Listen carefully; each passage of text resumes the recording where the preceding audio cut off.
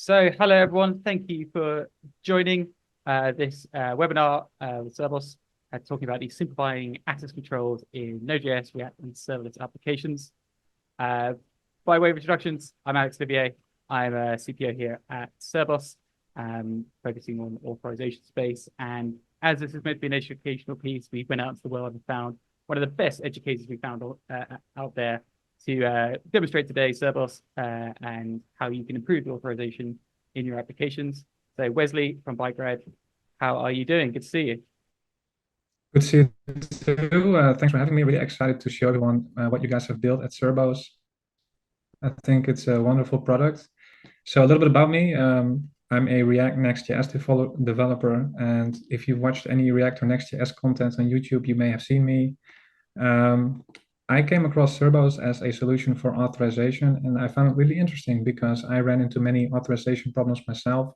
I've built my fair share of SaaS startups, and I noticed that as soon as the product gets a little bit complex and you have multiple roles and permissions, you start to run into quite a few issues, and the whole code becomes messy. So I actually already thought about why that was a problem, why it was so difficult to solve that.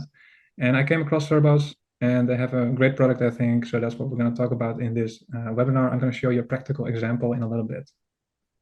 Great. Yeah, we're really looking forward to that. So just firstly, make sure we are all on the same page. This term authorization, unfortunately, sounds very similar to other terms. So just to clear the air, we're talking about authorization, not about authentication. So the difference of those two, authentication with an N, is all about taking a credential from a user and verifying who they are. So online, this is logging in with your username password. This is logging in with your Google account, these kind of things. In the real world, it's maybe like showing your passport when you get on a flight, for example. And that's authentication. Authorization is the second piece, which is once you know who someone is, what are they allowed to do? What actions can they perform? What part of the app can they interact with? Are they allowed on that particular flight? If we're looking at a real world example. Now, unfortunately, auth N and auth Z are these terms that get bandied around. They're two very different concepts, closely linked. But today we're really going to be talking about authorization. So working out in your application, in your code base, what a user, what a particular actor can do with inside of your system and which actions they can perform. So to give you an idea of what this might look like today, if you were to build an application or you're looking at your code base today or looking at systems out there, somewhere in your code, there'll probably be an if statement that looks something like this, where you've got the user, they're authenticated, you've got their email address, maybe you're like selling different packages of software, you now know what package they belong to, maybe the user are in different groups, and you'll end up with this kind of like complex Getty code type web of logic where you're checking whether someone's email address here contains your company domain, thus they should be able to do an action, or you're checking what package they purchased or what user group they belong to. And this logic gets quite messy. Smaller applications quite simple, but if you imagine every code path and every service inside your application probably have to do some sort of permission checks or access checks to decide what to do. So this code ends up being littered across basically every part of your application stack. So the authorization piece, the spaghetti code ends up distributed across your various different parts of your code base and can get quite complex and quite embedded. So Wesley, you already mentioned at the start there that you've kind of built numerous systems and numerous applications, and you've had to kind of face this challenge and kind of come up with solutions for it. Maybe it's kind of worth just highlighting some of the pain you've seen and the pain you've experienced with trying to implement this logic in your code bases. Yeah, so for example, actually this code snippet already shows it.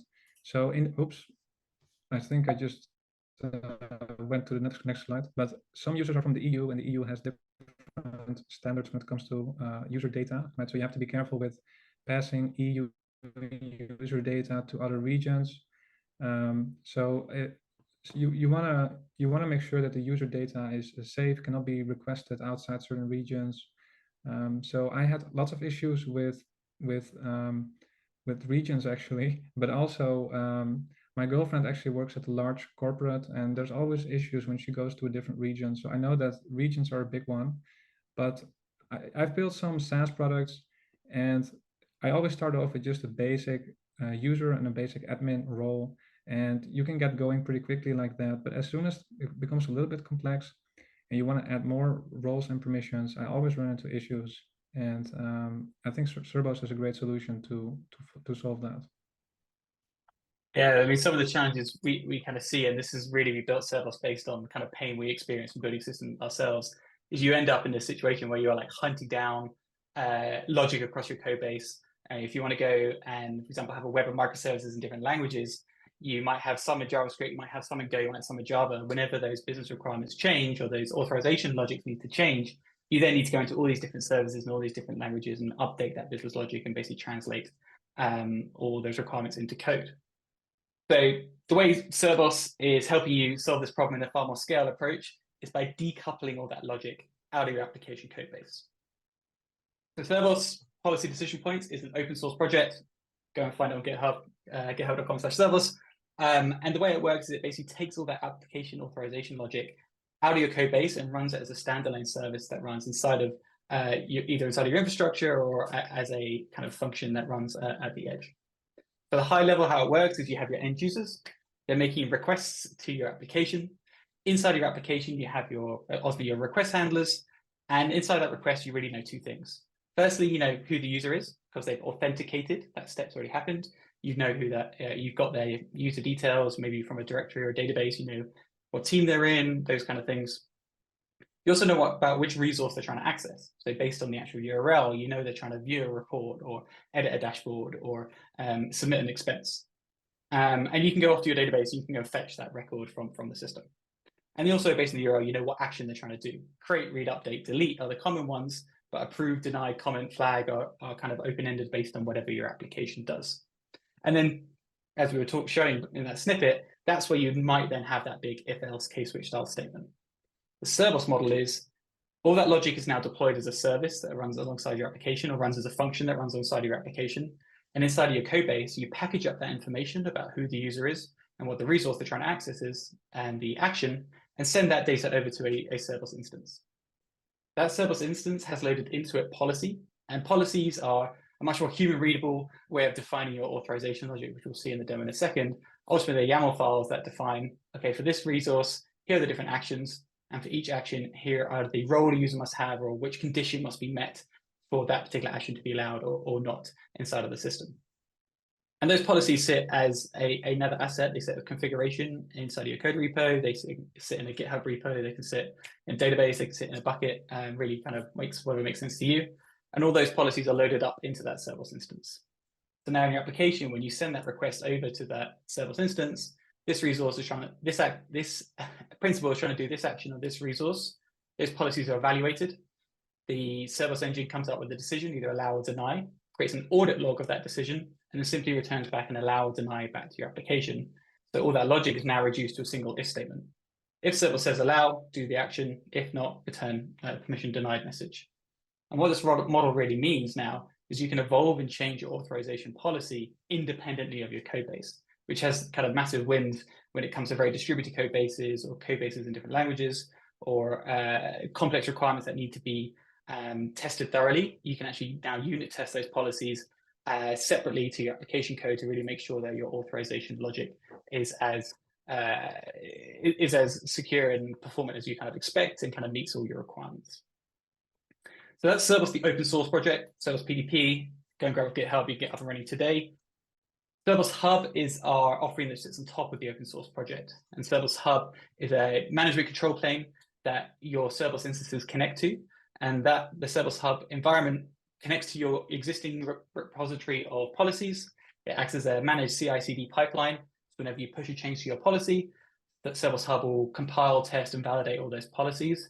And then Cerbos Hub will coordinate the rollout of those policy changes to all your Cerbos instances.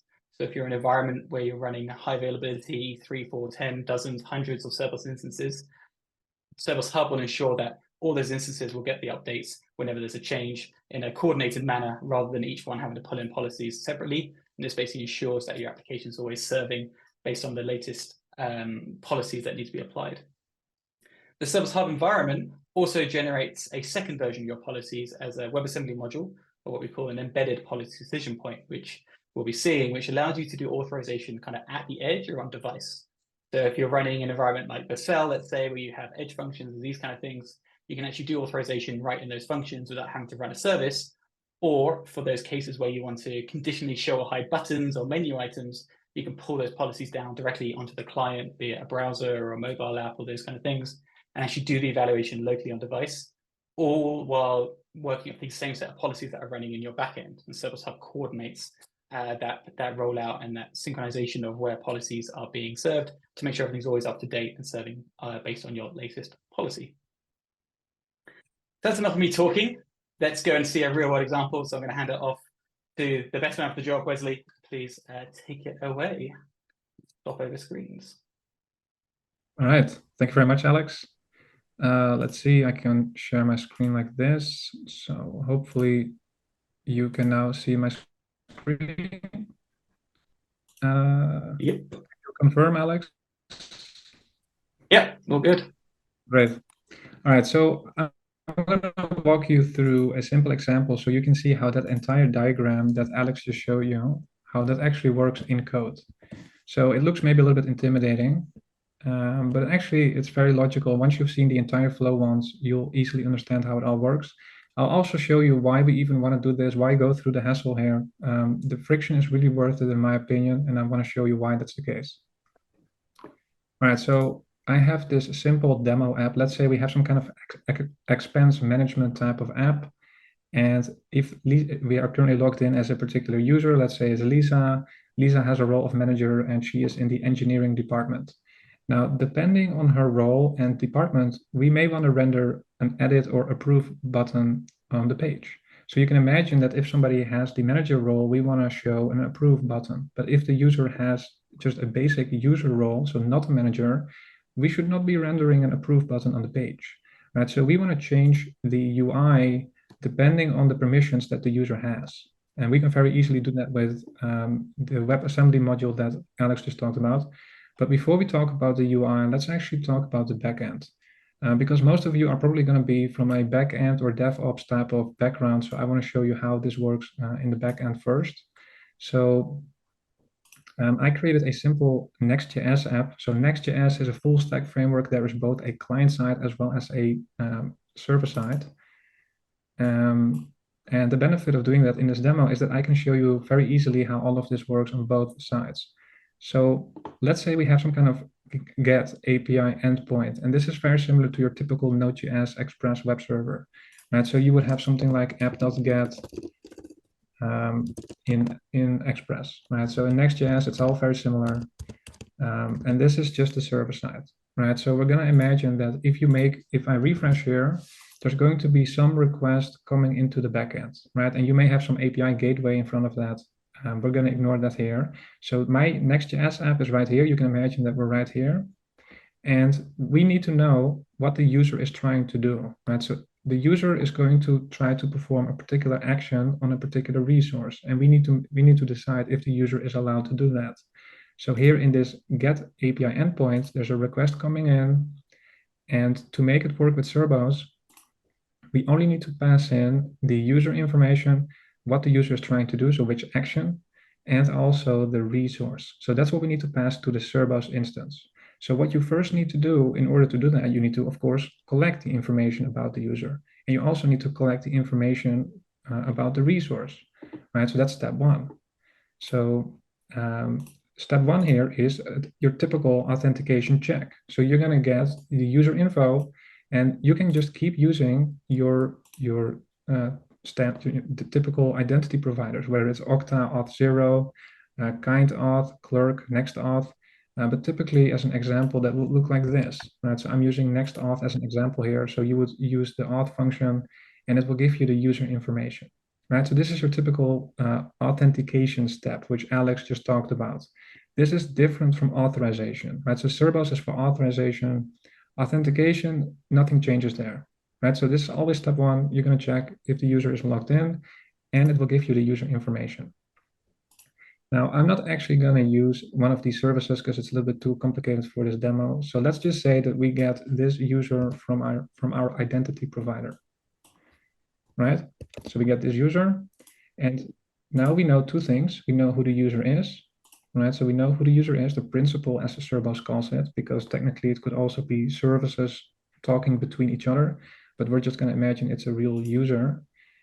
So we know who the user is, we know information about the user, and we also know the action, right? So this is a get endpoint, so the user is trying to get something, to view something.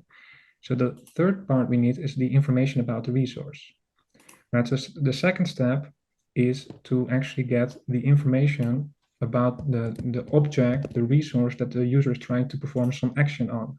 And this is typically coming from your database. Right? So then the second step would actually be to retrieve it from the database. I'm using Prisma as my ORM as an example here. I'm not actually making a network call here. But let's say that we get some result back here. And this is the expense resource. So let's say it's going to look something like this. Right? So now we have the user information and we have information about the object or the resource that the user is trying to do something with. So now we get to step 3. Now we can check if the user is allowed to actually, well, what is the user trying to do to get this resource? Right? We know the user, we know the user information. Is this user allowed to get this, to view this expense? So that's where we arrive now, right? So this is the authorization check. So this is really where we're going to use Cerbos. So Cerbos makes it really easy actually. So you just have one API call. This is the main API call that you're going to make to Cerbos, right? And I actually already filled it out, but just to give you a quick overview here, you're just going to need to pass 3 things at least. So you have your principal. This is the user, and then you pass the resource, and then you pass the action that the principal is trying to do on the resource. These are the only 3 things you need to pass to Cerbos, and Cerbos will return a response. Right, so you pass these things to Cerbos, right? So we're right here. That's my backend Next.js app, and it's going to send over the principal action resource to Cerbos, and we're telling Cerbos, hey, here's all the information that you need. Give me back an allow or deny decision, right? So before, as Alex showed, before without Cerbos, you would be encoding your business logic right here. Right, so you would do something like if user.roles includes manager, and if the user is of a particular department or a particular region, then either return or not return anything. But we're not going to have that logic anymore here. We're going to put that logic in a policy file. Right, so that policy file will then be loaded up by the Cerbos instance. The Cerbos instance will just give us an allow or deny decision based on that policy file. Right, so the only thing in the app code then that we have to do is to just make that call to Cerbos. Right, so we just say Cerbos check resources. Here's all the information you need, and Cerbos will give us that decision, allow or deny. We can just say if the decision is not allowed, so the user is not allowed to view the expense, we can return a 403 error to the client. If the user is allowed, then we get here, we can just return the expense. Right, so this is a very basic example of how you would protect your API endpoint with Cerbos. Now, in order for Cerbos to make this, to actually make this work, we need to have a policy decision point. Right, so what you see here, this is a so-called PDP, policy decision point. So we encode the actual logic, the business logic, in a policy file, and that's what we give to this policy decision point, which will actually enforce the policy. Right, so in order for Cerbos to make this decision properly, it needs to know the policy, right? It needs to know in what cases we want to allow this. So this is where the policy file comes in, and excuse me. So typically what you're going to have in your code base is you're going to have a Cerbos folder, and in there you have policies. In our case, we only have one object here. We only have one resource that we want to define rules for. So this is where you're going to put all your business logic, right? So here is where you have essentially a way of wiring it up. The actual business logic, like for example, a manager can only approve expenses if it's below $1,000, right? That is business logic that has to do with actual business requirements. You're going to pull that out of your apps, out of your services. You're not going to have any of that spread around anymore. You're going to put all of that business logic in a policy file. Right? And the policy file looks like this. So here I have a simple expense YAML file, and the logic here, the syntax here is very easy to pick up. Now, we could write the policy in here, but Cerbos Hub has a very nice playground actually. And it will also automatically give you a warning if you make a mistake. So if you go to Cerbos Hub, they will actually show you that they have a playground. And I have to say, they have some really wonderful high quality examples here. So let me make this a little bit bigger. Yeah, so here they show you get started with an example. So let me just pick one of them. Let's actually take the e-commerce inventory management. So I'm going to quickly show you how this would look like. We don't have enough time to completely check this out here, but what you'll see in these playgrounds is, well, these resource policy files. Let's see if I can make it a little bit bigger. Yeah, so they have some wonderful examples here. It will cover most likely to a very large degree your own use cases as well. They have some really diverse set of examples. And you can also see, by the way, that it can get very granular here, right? So traditionally with simple roles and permissions, you run into issues as soon as you want to get a little bit granular. But you can see as soon as we want to get granular here in this YAML file, you can see that this is not difficult to do at all, right? So this logic here is very readable, it's human readable.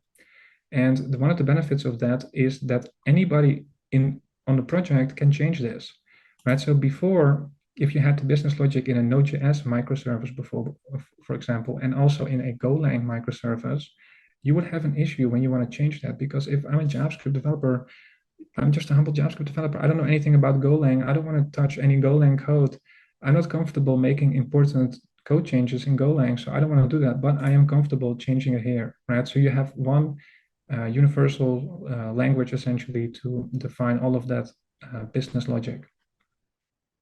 And also, if you have a product manager, maybe you have some non-programmers, they may also want to change the authorization logic, right? So if you use this, it's going to be easy for everybody to update that, right? So this is where you would code your policies. It's also collaborative, right? So multiple people can log in and you can work on the same file here. And that's how you would do it in practice. Now, I already did this before, so I already copied this over into my IDE here, and I have my expense.yaml file right here. So let's actually take a look at how I defined the rules here. Let me actually drink some water here. So we were looking at the API endpoint for getting an expense, right? So just viewing essentially. So we are saying here that a basic user is allowed to view and also edit under one condition, right? So you can have these conditions in these YAML files. So here we can see if the resource is created by the user itself, right? So typically this is called the owner of the resource. Usually when you create a resource, you are also the owner of it. And typically you want to allow view, edit, maybe also delete if you are the owner, right? So here, what Cerbos will do is it will take the principal information, the resource information, and it sees that we are trying to check for the view action. And so it's going to check for, well, this condition, and it will return a response. So to make that actually work, I'm going to console log and see if we can actually get a decision here. So I'm going to log here. So we're going to say console log that decision. And let's see. So here, I'm going to log this to my terminal. So I need to hit this API endpoint, and it will run that logic, right? So I have a simple example user here. We saw that before. The user has an ID. There's an expense, and we can see the created by is the same ID as the user. So it should pass this rule that we have set up here, right? So let's see what the decision will be that Cerbos will give us, and we can also see how the entire flow works together. Okay, so Cerbos logs you out sometimes. That's okay. Let me make this a little bit smaller.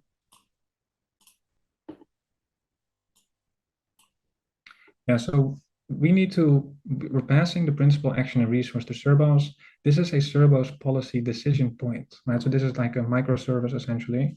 Our rules are in a policy file. So how do we get this on that policy decision point? Well, this is actually very easy. So you need to connect your Git repository to Cerbos Hub. Super easy to do. They have the workspace.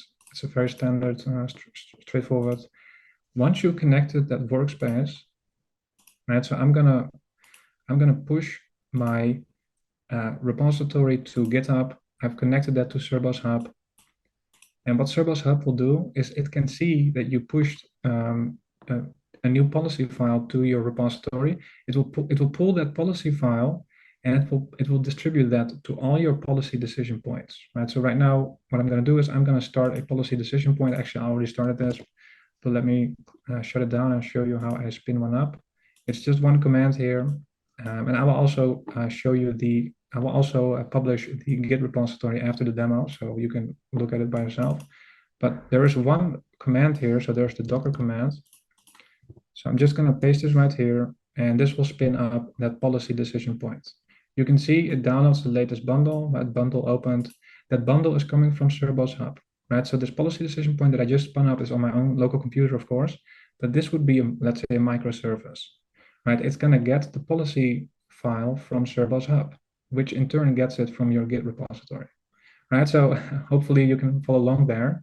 And you can also see in the dashboard all the decision points that are connected to that. Right, so you can see here, actually, there's an active session here for the service here, right? So you can see 31 seconds ago, I spun up that instance. It's properly connected now. And we saw in the logs here that it opened the bundle. So it has access to the latest policy file now. So let's actually see what happens now when we log that decision, right? So everything is connected now, everything is set up. And if you want to see the complete setup, I will also release a complete tutorial step-by-step where we actually start from scratch. So if you want to see that, check out the YouTube channel. But now I want to log this decision, right? So now we're going to hit the API endpoint. I'm going to refresh, which will hit that API endpoint. And you can see we get true here. I'm not sure why it's double logging there. It's probably because I'm using useEffect in React on the front end, which runs twice. So this is working now, right? So now you can see the entire flow. The only thing we have to do, there's no business logic here. We don't have to, if we want to change something, we know where to change it. It's not in the app code, it's not in the service code anymore. It's all in that policy file, okay? So this is an example of a get API endpoint.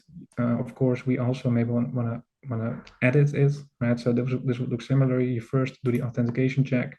You get the user information. You can use your existing identity providers. You don't have to change a thing there.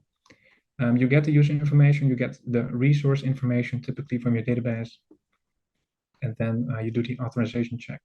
Right. So this is how it now works on the backend. Right. So this is how it all works on the backend now.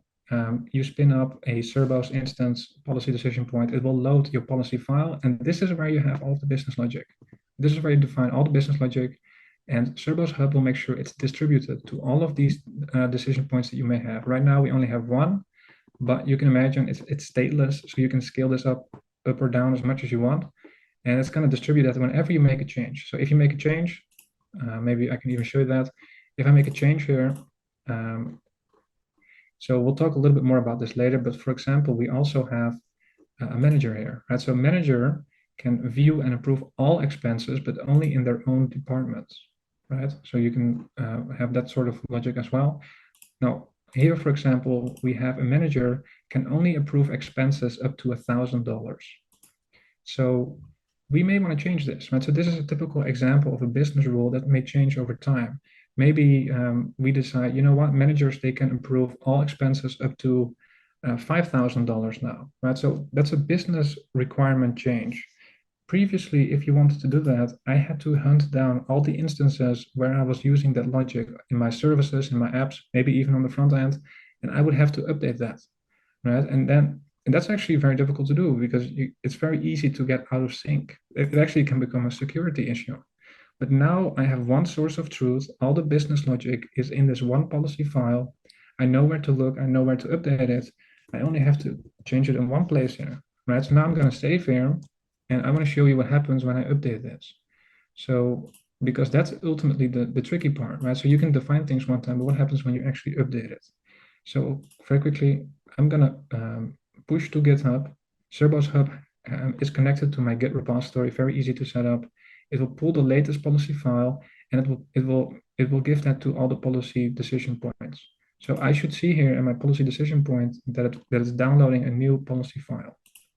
So let me push to GitHub. I'm going to say git add, change some other things.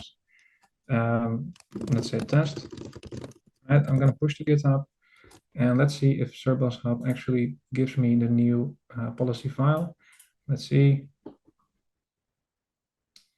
It should pop up here, or maybe I made a mistake. No, actually, bundle opened, right? So here we can see Cerbos Hub saw that I pushed to GitHub, got the latest policy file, and is now distributing it to all the policy decision points. All my entire app portfolio now is up to date, all synchronized, and I don't really have to do anything. And it will even run it through a CI/CD pipeline for me. So if I have any tests in there, the tests fail, it will make sure that that's not going to distribute it, right? So very safe and very convenient. All right, so that's all on the back end. Now, one really innovative thing with Cerbos Hub is that we can do the exact same on the client as well. I think that's really cool, and I want to show that as well.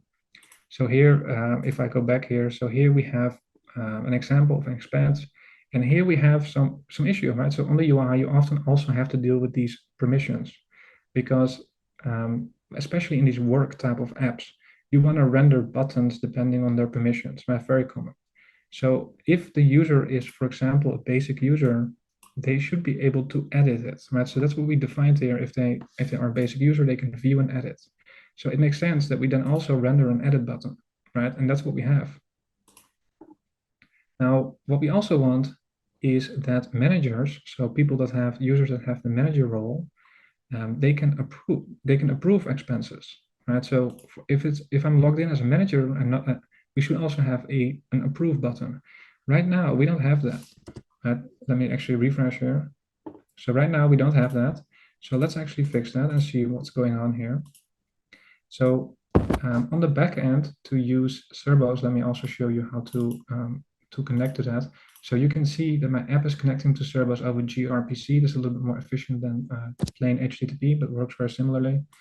And on the client, I can download that WebAssembly module, right? So Alex talked about WebAssembly module, and you can get that from the dashboard here as well. So here you can see the service, this is for your backend, but then also embedded.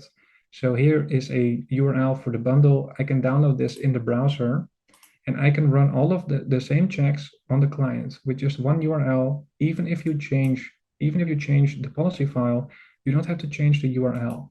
So here in the browser, I can just download that, and your client essentially becomes also a policy decision point, right? So we will have it on the back end, but the policy decision point can then also become the client can also become one with the WebAssembly. So that's really powerful, I think. So this is how you would fetch that on the client. Okay. So let's take a look on the page and see if we can show an approve button if the user is a manager, let's say. So let's go to the page here. So this is a client side. This is the client side part of the Next.js app. You can see I'm using use client here at the top. It's Next.js. Typically, you don't want to make your whole page client components, but this is just for demo purposes. You can imagine that this is also a React Feed app, right? React Feed is all client side. So this would be similar to that. And you would instantiate Cerbos, right? You can also do it in the file. And the logic will be the exact same, right? So first you have your standard authentication check. So you get the user information. Typically these identity providers, they have some kind of hook, right? So with Next.auth, you have to use session hook, but they all have their hook, and they will give you the user information. Second step, right? Same as before, we're gonna get the expense info, right? This is just getting the resource information. We're gonna fetch that from the server in a use effect here. We can refactor this into a custom hook. Very straightforward. And then the third step is your authorization check. So this is important because we want to change the UI depending on the permissions that the user has. If the user has editing permissions, we want to render an editing button. If they have an approve permission, we want to render an approve button. Okay. So if we look in here, we can see what we're doing here is we're making the exact same API call. So we use await Cerbos check resource. We pass the principal, right, on user information. We pass the resource and the action that we want to do. Okay. You can see it's the exact same as on the backend. And well, let's actually see. So set can edit, is allowed to edit, is allowed to approve. That's what we put in state, right? So that's what we put in state. And based on what we put in state, we can render an edit button or an approve button, right? So let me actually see if I can render that approve button here on the client as well. So we have some example data that I was working with here. So Lisa is an engineering manager. The amount of the expense is 100. And according to our rules, if we take a look, Lisa as a manager, and a manager should be able to approve up to 5K. So I would have to check why we don't see an approve button.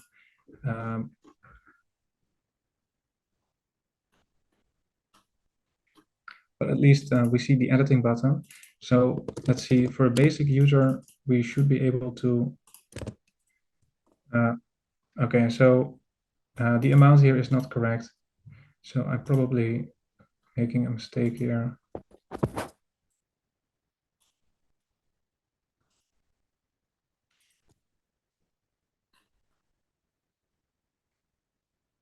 Okay, so I'm not getting the right data here on the page.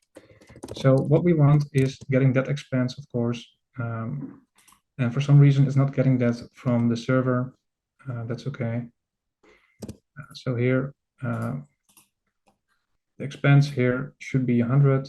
And unfortunately, I made a small mistake here. But the point is that we can also update this on the client. So if I go one more time back to the overall view here, it's not a Cerbos issue. I just made a small mistake with the API there. But the point here is I can embed the same rules on the client as I can have on the backend. So now if there is a business requirement change, I can go into one file, my one policy file. I can update this. I can push this to GitHub. Cerbos Hub is connected to that. So Cerbos Hub can pick up on that. There's a new policy file. It will run the policy file through their managed CI/CD pipeline. If it fails, if there are tests and it fails, it will not distribute it. So it's safe for us.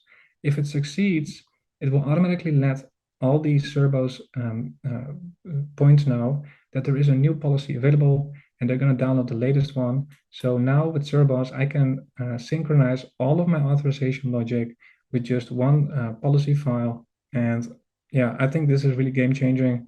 I cannot really imagine building a modern SaaS app without Cerbos, to be honest. So the next time I'm going to build a SaaS, I'm definitely going to use Cerbos with Cerbos Hub. So if you want to see, by the way, a complete tutorial, we're going to start from absolute scratch, also setting up everything. I'm going to have a tutorial on YouTube very soon, so make sure you subscribe. It's youtube.com/bytegrad.com @bytegrad. And we'll walk through the entire example step by step, also setting up Docker and things like that. So if you want to see how that works and make it work on your own computer, make sure you subscribe. You'll see the video pop up in about a week or so. All right, so I talked a little bit too much, I think. I'll hand it over back to Alex, and he will finish the webinar. Excellent. Thank you very much, Wesley. That was great, and a great overview of really how servers can fit into both kind of the back end and the front end side of things. We've got a few questions that I think we could tackle between us. First off, probably one for you, Wesley, as you did the implementation. Could you maybe just explain why you have to fetch the expense before you do the authorization check in kind of a typical setup? Yeah, so Cerbos needs three things, right? So Cerbos needs to know who is trying to perform a particular action on which resource, right? So those are the three things you need to pass at a minimum to Cerbos. That's why I'm fetching the expense first, right? Because I first need to get the expense from the database, and then I'm passing that to Cerbos. And this is what you would have to do even without Cerbos, right? So if you would have your own authorization business logic, you would essentially do the same, right? Cerbos just makes it much easier. Yeah, the reason for this is what you don't want to have to do is kind of copy all your data around to like your application database, your authorization system. Having them as storing the data in one place is obviously better, so you don't have duplicates everywhere. You don't have to worry about copying data around and those sort of things. And so fetch the latest data from the database, pass it into Cerbos, always means your authorization decisions are working on the latest, most up-to-date version of the information without having any overhead of like scaling and caching and those sort of things. A few other questions coming in. Please keep asking away. Quick question around like how do I integrate Cerbos using something like, along with something like feature flags, like launch directly, for example. Great question. Sort of authorization and feature flags have kind of a crossover in terms of working out what a user is allowed to do. the one we kind of recommend here is you can pass along the feature flag that that user has enabled for them as attributes about that user in the request to Cerbos. And then inside of your Cerbos policy, you can make authorization decisions based upon the attributes about the user, the attributes about the resource, or which feature flags they have enabled or disabled. And so it actually works quite nicely. You just pass those along. Next up, we've got a question here around scaling and nesting rules and like complexity. Wesley, you showed an example of a policy where you have these conditions and they're kind of deeply nested. Are there any kind of concerns or things you ran into in terms of like conflicts or like hierarchies of rules and that sort of thing? Yeah, you do very quickly start to think about how to structure the policy file. So it is a little bit complex, but it's really nice that you have the playground in Cerbos Hub. So if you use Cerbos Hub to author the policy files, Cerbos Hub will also show you mistakes. So if you made any mistake, it will pop up a little error message and you can fix it. And also you can have tests, right? So in a real world scenario, you would have a test. So if you use the playground again, you can also embed those tests in there and it will automatically run those tests whenever you make a change. So I would definitely author these policy files in the dashboard. Yeah, absolutely. That's kind of our recommended approach. And there's a kind of a follow-on question as well in the chat around sort of defining different policies for different modules. So if you have an application that's maybe broken up into sub-applications or different sub-modules, the way we kind of recommend is in your policy repository. So using like a GitHub repo, you can structure your files and your policy files and whatever makes sense for you. So you can have a folder per application and those sort of things. But you can also have shared policies. So for example, this like owner role is a shared rule, which is always defined once, which is if the owner ID attribute is equal to the person making the request, then that user is thus the owner of that resource. That is a shared rule that you can then use across the multiple different modules, and you can import variables. You can define variables as well and kind of include them in different parts of your policy. So it's a very kind of scalable way of approaching things. Another question coming in around how Cerbos is the same to Caspian or Castle or those sort of tools. So Caspian is a great library which allows you to define authorization logic. The difference between Cerbos and these kind of more library solutions is Cerbos is a service. It's a microservice that runs in your stack or a WebAssembly module that you call from your application, and it's agnostic to any particular language or framework. So if you're using Castle, Caspian, you're tied to like Ruby or JavaScript, can if you go down Ruby on Rails route. You can write your policies, but you can only ever call it from Ruby or JavaScript or whatever's relevant for that. While Cerbos essentially is like another API that's running in your environment, and you can call it from any language, any framework, any part of your architecture, front end, back end, some job queue somewhere. So it's very agnostic and far more pluggable. And really a question there about, can Cerbos run in my own cloud environment? Absolutely. So the way Cerbos is architected is it's another service you'd run and deploy alongside your application in your environment. The last thing you want to do for authorization is to like make a request over the internet to hit some API to get an authorization decision back. Because authorization by its nature is in the blocking path of every single API call. You can't return a result back to the browser until you've checked the user's permissions. So that call needs to be as fast as possible. So the way Cerbos is architected is Cerbos decision points run right alongside your application, literally on the same server if you're running on VMs or sidecars if you're in Kubernetes, for example. And the Cerbos Hub is a management control plane, but it's not involved in the actual decision making. Cerbos Hub manages your policies and pushing them out, but Cerbos Hub isn't involved in the actual authorization checks. That has all been done locally, hence it's super fast and you get the kind of performance characteristics that you need. That's a good question from Leon in the chat, actually. Actually, I was also wondering about this myself, but what if you want to change the policy file essentially during runtime? So if there are like dynamic permissions or roles, and I think you guys have the admin API to update a policy. I'm not sure if that's a solution for that. Great question there. We get this one a lot. We built Cerbos coming from background of building SaaS platforms, so we've been in your shoes. Really, there's kind of two ways to look at it.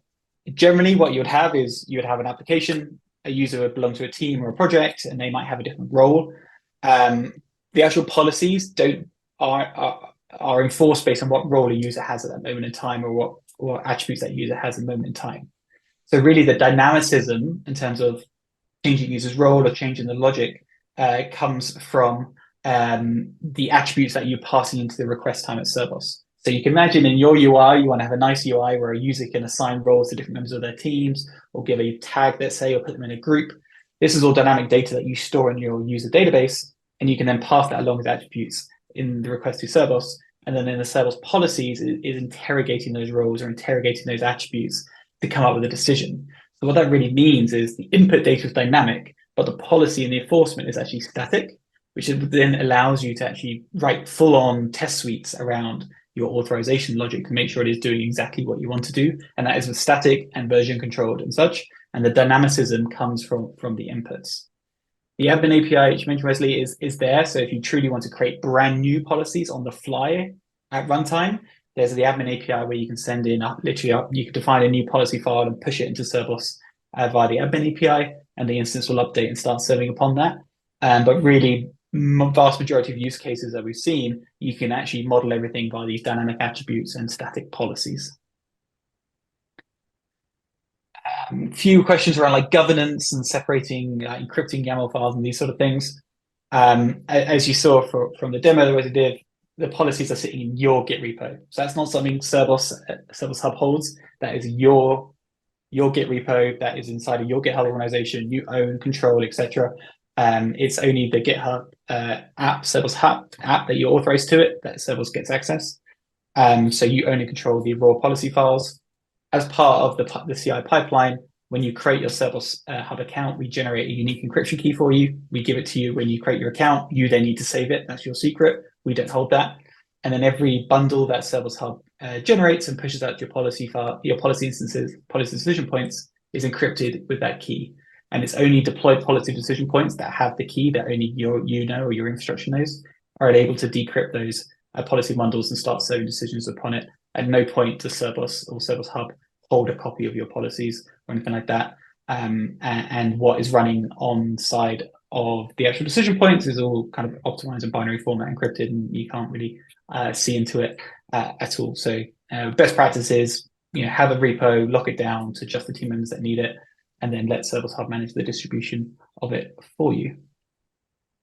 And a couple more questions. Make sure that data governance is implemented, multiple files, graphic view of map of Cerbos. So in terms of governance point of view, hopefully that previous answer helped you. So you own and control, you are fully owning your policy files. So your existing governance procedures and tracking and version control and auditing, etc., still all apply. And it kind of fit into your existing workflow. Cerbos doesn't change that for you. And in terms of like understanding how the policies work, we really recommend making sure you have the test coverage test coverage in place so you can really understand what's going on. So keep firing questions off. Just a few more things we want to touch upon before we wrap this up, but we can hang on for the end. So just to kind of conclude, so going back to this kind of spaghetti if-else code that you saw at the start of Wesley demo and evolved it, this is generally is kind of how your logic would look before. After, in the world of Cerbos, in your application code at least, everything's reduced down to that sort of single if statement. You send over the resource, the principal, and the action. You get back that binary allow or deny decision, and then whenever those policies change or such, that logic gets updated, but you don't ever have to touch your application code again. That's a setup once, and you don't have to worry about it, which is great. Just a few final things to touch upon that we just didn't have time to today. One of the big advantages of extracting all your authorization logic out into a standalone service or a standalone component of your stack is around audit logs. So with authorization, making decisions is one thing, but being able to actually track what decisions were made and how and why is just as important.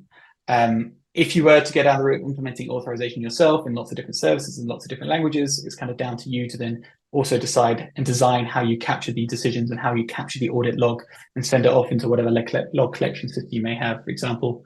But with the Cerbos model, because all your authorization logic is coming from a single place and all your decisions are coming from a single place, every decision, regardless of where it's being asked, from the front end, from the back end, from some async worker queue somewhere, every decision goes through a Cerbos instance. That Cerbos instance then can produce an audit log in the exact same format, in the exact same style, the exact same output, stating at this time, this principal tried to do this action on this resource, and it was either allowed or denied by this particular policy.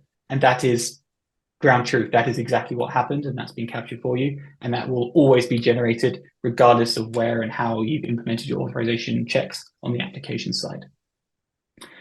As part of the wider ecosystem, so authentication we touched upon already as being a big one. Cerbos is agnostic to any authentication provider.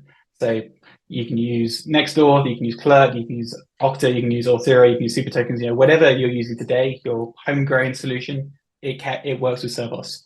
Because your authentication happens, you get the identity, and then you pass it on to Cerbos for the authorization piece, and it will plug into your existing stack very simply without you having to change any of your authentication mechanism. And then from the framework side of things, we have example repos and projects, and thanks to Wesley, we'll have this bulletproof, amazing Next.js one out there shortly. But we have demos of how Cerbos will work with your existing tools. So if you're in the JavaScript world, Next, Nest, Nux, Remix, Svelte, we've got a plethora of projects out there. But it's not just JavaScript. We have things like Python, Go, PHP. We have more like data APIs, so like GraphQL server integrations, these kind of things. And so Cerbos will work, I'm pretty certain, in whatever tech stack you have. We have a wide range of users out there. And then finally, on the deployment side of things, in Cerbos, what we distribute is a container. So it's a Docker container. You can run that anywhere, be it in your existing cloud provider. You can run it on your local instance. You can run it on-prem. We even have a user who ships like physical ATM machines out in the world, and they run Cerbos on those ATM machines, which is pretty wild. Cerbos is designed to run anywhere. It has no extra external dependencies or anything like that. It's completely portable. It's completely standalone and can be self-hosted wherever your application runs. And then the WebAssembly piece, the embedded policy decision point, opens up the whole new world. For example, if you're running in Vercel or Netlify or one of these type environments where you can't necessarily run a container, the embedded policy decision point, that WebAssembly module version of Cerbos fits in really nicely with that, where you can't necessarily run any infrastructure. So we kind of got your deployment environments set up. Cool. Any more questions coming in? So here's a question by Noel. Whether you should have one central policy decision point for multiple apps. Well, you would have one that would serve multiple services. Yeah, absolutely. It's again kind of down to your architecture. By having this kind of centralized service, every part of every app and every application can all talk to a single point. You can have replicas of that. But if you're also in like Kubernetes style world where you have containers and sidecars, you can actually run one Cerbos instance per instance of the application and use Cerbos Hub to keep all those instances coordinated. So one Cerbos instance isn't handling all your traffic. You can spread it out over multiple instances. Great. Does it work with Microsoft Entra? Yes, it does. We will very shortly be releasing some content along with Microsoft Azure team around how you can use Cerbos with the Microsoft Identity Systems, which I think has recently just been renamed from Azure B2C to Entra. But yes, Cerbos works with any kind of authentication provider. Cool. A question also in the chat from Aaron around policies and what can they be written in. So we've shown you YAML today. Cerbos can work in YAML files, also JSON definition files. You can pick the one which works best for you.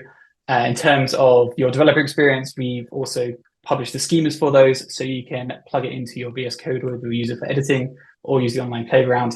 So you get full IntelliSense, autocomplete, those kind of things. And you can translate between the two back and forward without any issue. Great.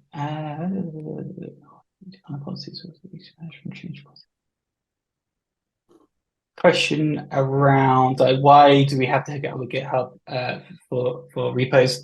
For Cerbos Hub, Cerbos Hub works with GitHub for getting the notification and the message that basically the new commit, a new change. GitHub gives the nice version control, etc. You're used to your existing pull request workflows, so that's why the primary way of using Cerbos is going via GitHub. But if you don't want to do that, you can run your policies locally. So you can configure the policy decision point to pull from a folder. You can point it to a cloud bucket, or you put it to database even. It's a pluggable storage backend. You can find more about that on the website, servos.dev. But the storage mechanism is kind of agnostic. But Cerbos Hub works, integrates nicely with GitHub via the GitHub app. Cool. I think we've got everything, and we have blown through our time. So I'm just going to finally say a big thank you, Wesley, for joining us and building that great demo. And as you said, that your video will be out on the channel as well. Where should people go and find you online? So I highly recommend, if you want to build this app from scratch with me, step by step, that you go to my YouTube channel, youtube.com/BikeDrat. Make sure you subscribe, and you'll see the video pop up in about a week or so. And we will build that project together. Also, I will also show you how to set up things like Docker and how to properly connect to the policy decision point. So it will have all the details included, including making sure the front end actually works. So definitely check me out over there if you want to see that. Nothing like a live demo. And from Cerbos side, you can find out more about Cerbos and Cerbos Hub at cerbos.dev. We also offer free workshops. So if you want to speak to one of our engineers here, you can just book it, cerbos.dev/workshop, pick a time that works for you, and you'll get myself or one of the team on a call, and we can actually run through anything in more detail. We can even help you write your very first policies. You can find all that at cerbos.dev, and we'll send a follow-up email with this recording, as well as all these links and everything else.